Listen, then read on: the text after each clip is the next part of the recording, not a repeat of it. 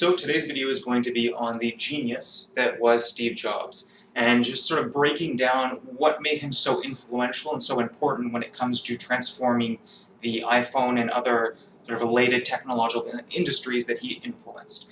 If you're unfamiliar with who Steve Jobs was, he was the CEO of Apple, and for a number of years, and there was a sort of a period where he was not associated with the company, but for the most part, he was the driving force behind the major sort of technological advancements and products they put out that were incredibly successful. So the Macintosh, the iPhone, and the various other products that he influenced. And without question, Steve Jobs was a genius. He forever changed the technological industry.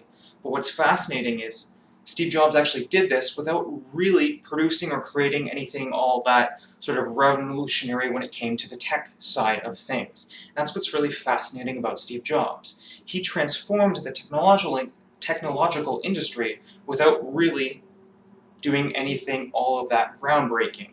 He wasn't an Edison that was inventing and creating these new products. What Steve Jobs did was he revolutionized the pre-existing items out there. He transformed the way they were sort of designed and the way that they were marketed, and this is what made him so successful and what made Apple the company that it is today. So, let's break down how he did that. If you look at sort of traditional marketing strategies for a lot of things like tech, and sort of looking way back in the past, almost always it was sort of focused around the what of the product. So what are we offering? What are the specs of this product? What sort of technological benefits does it have? How much processing power is associated with it? What's the technology's memory? What are the technological pieces of information associated with this? Then they would move on to, what is our company? Well, we produce these phones. We've been doing it for a very long period of time. And then they would move to the why. Why buy our product? Because we're the best at what we do. We have the best technological phone in the industry. And what Steve Jobs did was he reversed the direction of that. He started with the why. If you look at Apple commercials, they almost never show technological sort of specifications, any information associated with that.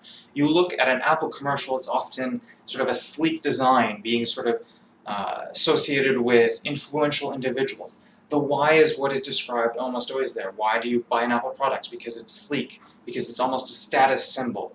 Why do you buy it? Because it has an easy to use and easy to understand interface.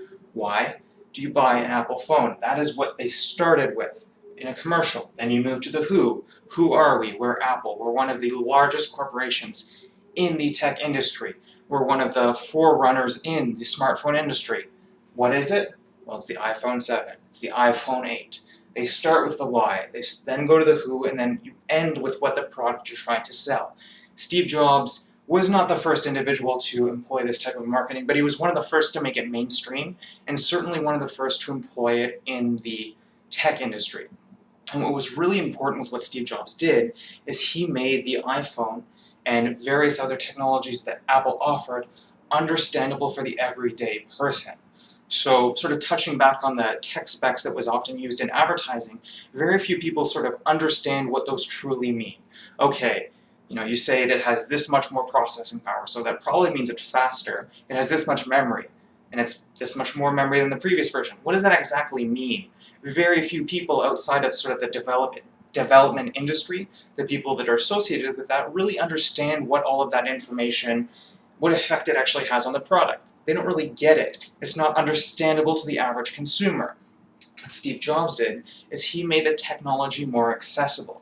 He went in and made an easy to understand user interface that people could pick up regardless of their level of understanding of development and pre-existing technologies. He made it something that the masses could understand, and that is incredibly important. When you look at tech sales previous to Steve Jobs and the advent of Apple, it was almost exclusively to very rich individuals or people that had a background in technology, background in programming, in web development, in these various different areas. And what Steve Jobs and Apple did successfully is they made the technology accessible and understandable to the public. And this is an incredibly important thing that really transformed the whole industry. And you look at this today, and you can see it in commercials and various other pieces throughout advertising. When you look at, say, a car commercial, very rarely, and only in sort of a couple specific cases, do you actually see, again, the specifications of the vehicle listed. So let's use an example, or two examples actually. Let's talk about, say, a Prius. When you look at a Prius commercial, almost always it is a car driving through a forest, and they start with the why.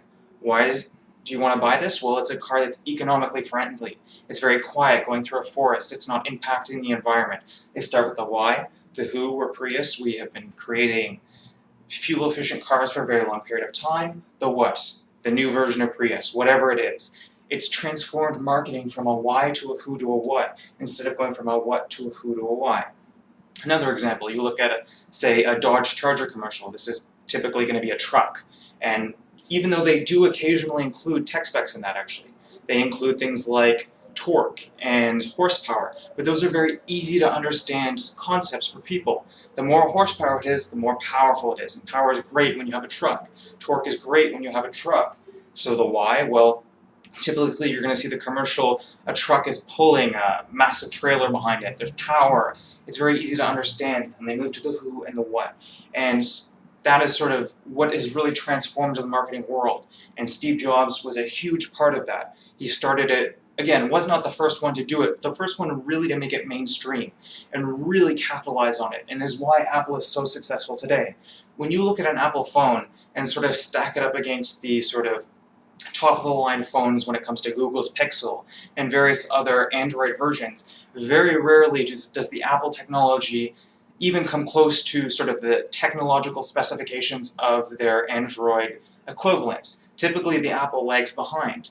But that doesn't matter, because they're not trying to capture the development market that understands what that means. They're not trying to go after the individuals who care about that.